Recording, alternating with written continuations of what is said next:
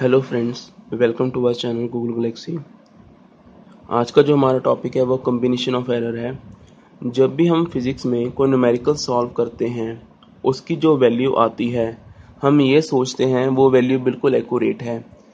Physics की दुनिया में साइंटिस्ट ऐसे कहते हैं कि हम कोई भी कैलकुलेशन करते हैं वो कभी भी 100% एक्यूरेट नहीं हो सकती। वो 100% कभी भी एक्यूरेट होती ही नहीं है, उसमें कुछ ना कुछ एरर आता ही है। तो एरर को लिखने का तरीका प्लस माइनस डाल के हम लिखते हैं। जैसे हम कहते हैं हमने सर्कल का एरिया निकाला है, जैसे हमने सर्कल का एरिया निकाला है उसकी वैल्यू आई है 20, तो प्लस माइनस 0.5 ये क्या बताता है कि 20 तो कभी एक्यूरेट हो ही नहीं सकती साइंस के शब्दों में। तो ये तो हमने जो वैल्यू निकाली है एरिया ऑफ सर्कल की, तो ये प्लस माइनस का क्या है, ये एरर को लिखने का तरीका है। ये क्या है, इसकी जो वैल्यू है वो 15 और 25 के बीच में लाई करती है, ये बताता है इसके बीच में लाई करती है। इसको लिखने का तरीका ऐसे है। जब हम फिजिक्स में कोई भी फॉर्मूला लगाते हैं, तो फॉर्मूला लगाने के लिए हमारे पास या तो हम एडिशन करेंगे, या हम मल्टीप्लाई करेंगे, माइनस करेंगे, सब्ट्रैक्ट करेंगे, पावर में होगी कोई वैल्यू, तो उनको एरर निकालने का हर एक का तरीका अलग अलग है। अभी हम वो करने वाले हैं। मान लीजिए अगर हमारे पास कोई वैल्यू आती है, जैसे हम कहते हैं हमारे पास जो वैल्यू आई है वो आई है a प्लस बी। हमारे पास दो वैल्यूज हैं, दो क्वांटिटीज हैं, दो क्वांटिटीज को हमने ऐड करना है, या हमारे पास दो क्वांटिटीज हैं जिसको हमने सब्ट्रैक्ट करना है। जो आंसर आएगा वो तो बिल्कुल इसी प्रकार से होगा, लेकिन एरर को कैसे सॉल्व करेंगे, वही हमारा आज का टॉपिक है, कॉम्बिनेशन ऑफ एरर। आज हमने एरर निकालना सीखना है। देखिए, जब भी आपके पास कोई टू क्वांटिटीज को ऐड करना है या टू क्वांटिटीज को सब्ट्रैक्ट करना है, एरर को सॉल्व करने का तरीका एक जैसा होगा। ये याद रखना, एरर हर बार ऐड होता है, एरर कभी भी सब्ट्रैक्ट नहीं होता, लेकिन ऐड करने का तरीका अलग अलग हो सकता है। एरर जब भी होगा, error always added up, error always added. हमारे पास ये दो क्वांटिटीज हैं, a plus B, a minus B. इसको हम एरर कैसे निकालेंगे? देखिए, एरर को लिखने का तरीका क्या है, डेल्टा जेड। एरर को कैसे लिखते हैं? डेल्टा मतलब अनसर्टिनिटी। ये क्या बताता है? कुछ कंफर्मेशन नहीं है, कुछ पक्का नहीं है। ये क्या बताता है? जैसे ये वाले लिखे है तो ये क्या है, डेल्टा। इसको कैसे लिखेंगे? डेल्टा। अगर ये एरिया का बताया मैंने सर्कल का, तो इसको कैसे लिखेंगे? एरिया था ये, तो कैसे लिखेंगे एरर को? Delta A. अनसर्टिनिटी, ये क्या बताता है? हम एरर के बारे में बात कर रहे हैं। एरर कैसे निकालेंगे? Delta Z equals to delta A plus delta B. Error हमेशा ऐड होगा, सब्ट्रैक्शन में भी कैसे होगा? Delta A plus delta B. Error कभी भी माइनस नहीं होगा। आपको इसकी एक एग्जांपल करवा देते हैं, फिर हम उसके डिवीजन की तरफ चलेंगे, मल्टीप्लिकेशन की तरफ चलेंगे। हमारे पास ये जो क्वेश्चन गिवन है, चलो पहले दूसरा करते हैं। कहता है हमारे पास दो मासिस पड़े हैं, M1 और M2। ये इनकी क्वांटिटीज हैं, ये इनमें एरर आया है। जब ये इसकी वैल्यू काउंट की गई, उसमें इतना एरर पाया गया। जब M2 का मास फाइंड आउट किया गया, उसमें इतना एरर पाया गया। तो कहता है दोनों का सम करके बताइए। अभी हमने सम करना है, तो हम सम कैसे करेंगे? तो फिर से लिखने का तरीका हमारे पास, देखिए हम इसको लिखेंगे कैसे।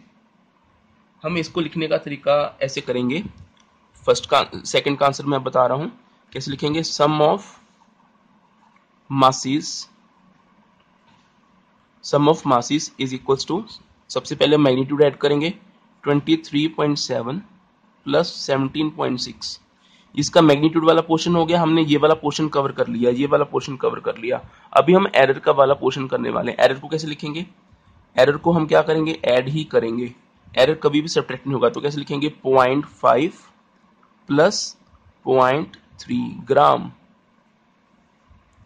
तो हमारे पास जो आंसर आ जाएगा वो कितना आ जाएगा? दोनों को ऐड करके हमारे पास जो आंसर आएगा वो आंसर आएगा, हमारे पास जो वैल्यू है 23.7 गिवन है, अगर मैं इसको कैलकुलेटर की मदद से सॉल्व करूं, हमारे पास जो आंसर आएगा वो आएगा 41.3 प्लस माइनस, ये इसका मैग्नीट्यूड आ गया है। अब इसको एरर को कैसे लिखेंगे, इसको प्लस माइनस के शब्दों में लिखना है।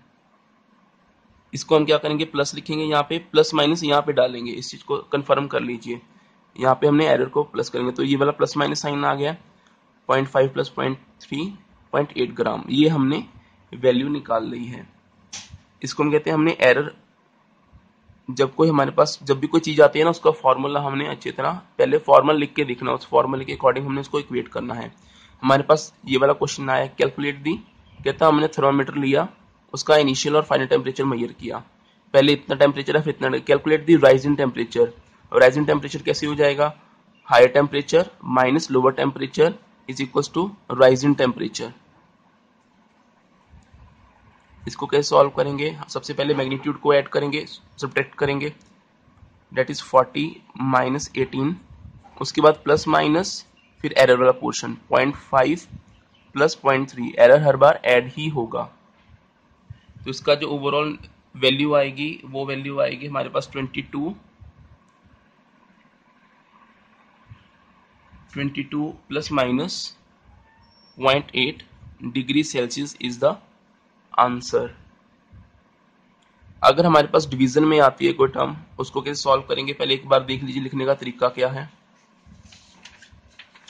हमारे पास जब भी कोई डिवीजन की टर्म आती है, हमारे पास कोई डिवीजन की टर्म आ गई है, जैसे z is equal to a divided by b या z is equal to a multiply by b, जैसे कह दिया area is equal to length multiply by breadth, या कैसे कह दिया v is equal to IR, तो r की वैल्यू v अपॉन i। तो इसको कैसे सॉल्व करेंगे हम उसके बारे में बता रहे हैं। जब इस तरह से आए तो इस तरह सॉल्व करना है, जब इस तरह से आए तो कैसे सॉल्व करना है वो बता रहे हैं। इसको जब भी एरर के फॉर्म में लिखना है, हमने इसके लिखना है delta z over z is equal to delta a upon a plus delta b upon b। ये एरर वाला पोर्शन बता रहा है, मैग्नीट्यूड तो बिल्कुल वैसे ही निकालेंगे। जब हमारे पास ये वाली मल्टीप्लिकेशन आए तो फिर से सेम तरीके से लिखेंगे, delta z over z delta a over a plus delta b over b। इसको कैसे सॉल्व करना अभी देख लीजिए, ये एरर को लिखने का तरीका है। हमारे पास अभी ये वाली सिचुएशन आ गई है, अभी हमारे पास ये वाली सिचुएशन आ गई है। v इज इक्वल, हमें गिवन क्या है, r की वैल्यू हमें पता है, r इज इक्वल टू, दोनों का फॉर्मूला ये वाला भी सेम है, ये वाला फॉर्मूला सेम है, तो कैसे लिखेंगे, हमारे पास जो वैल्यू गिवन है v is equal i, r is equal to v by I.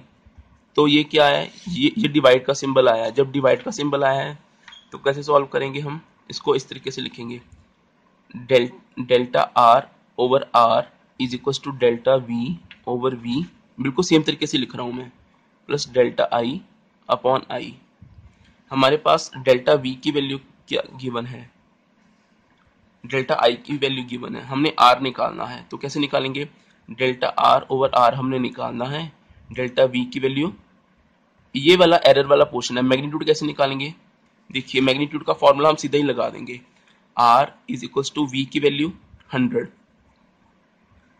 i की वैल्यू 10, तो कितना आ गया 10 ओम। तो कैसे लिखेंगे 10 प्लस माइनस, अभी हमने एरर वाला पोर्शन इस तरीके से निकालेंगे। एरर कैसे निकालेंगे देख लीजिए एक बार, 5 क्या है डेल्टा v, तो ये v क्या है 100, प्लस फिर से प्लस डेल्टा का मतलब क्या है, एरर के बारे में बताना, 0.2 डिवाइडेड बाय 10। जब हम इन सब को सॉल्व करेंगे तो हमारे पास जो वैल्यू आएगी 50, ये वैल्यू बन के आ गई है हमारे पास। तो हमारे पास एरर कितना आया है, हमारे पास जो एरर आया है इन दोनों का एलसीएम ले लिया गया है। एलसीएम लेके हमने, हमारे पास ये वाली वैल्यू आई है, तो कितनी आ जाएगी 0.007 is the error in resistance. अगर आपको कोई कह दे परसेंटेज एरर कितना है, अगर हमें कोई कह दे परसेंटेज एरर कितना है, तो हमने कुछ नहीं करना है, इसके साथ मल्टीप्लाई बाय 100 लगा देना है, और इसको मल्टीप्लाई बाय 100 कर देंगे। जब हम मल्टीप्लाई बाय 100 करेंगे फाइनल वैल्यू को, ऊपर कितना आ जाएगा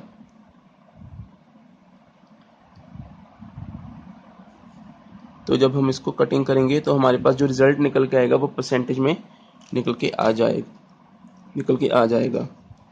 कभी कभी ऐसे हो जाता है हमारे पास डिवाइड और मल्टीप्लाई तो हमें समझ आता है, लेकिन करने का तरीका दोनों को सेम बना रहेगा। अगर हमारे पास इस प्रकार से आ जाइए, अगर हमारे पास आता है कि कोई वैल्यू पावर में आती है, जैसे z equals to a raise to power n, z equals to a raise to power, तो कैसे लिखेंगे, n आगे आ जाएगा मल्टीप्लाई बाय a। इसको एरर के शब्दों में कैसे लिखेंगे, delta z over z delta a over a। ये एरर निकालने के दौरान है। इसका मैग्नीट्यूड कैसे निकालेंगे, जो फॉर्मूला है। अगर आपको कोई कह दे हमारे पास जो रेडियस ऑफ स्फीयर है, अभी हमारे पास जो न्यूमेरिकल आया था वो न्यूमेरिकल क्या था, न्यूमेरिकल हमारे पास यही था। हमारे पास एरर इन रेडियस 2% आया, एरर इन स्फीयर निकालिए।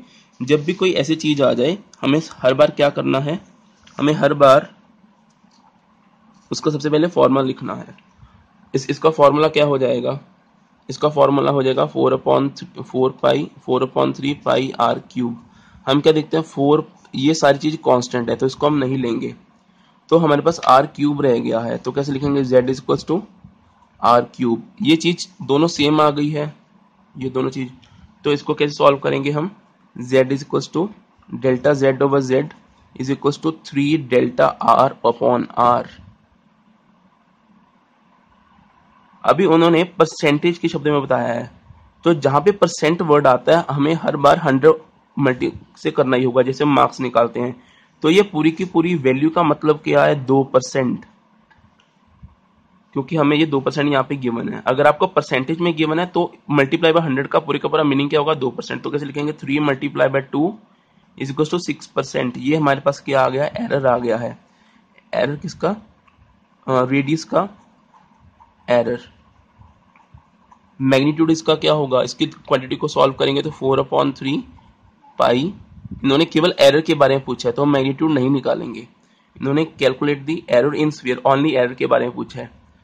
ये न्यूमेरिकल्स देख लीजिए, अगर आप ये वाले न्यूमेरिकल कर पाए तो आप हर प्रकार का क्वेश्चन सॉल्व कर आसानी से कर पाएंगे। यही हमारा टॉपिक है। Thank you for the lecture.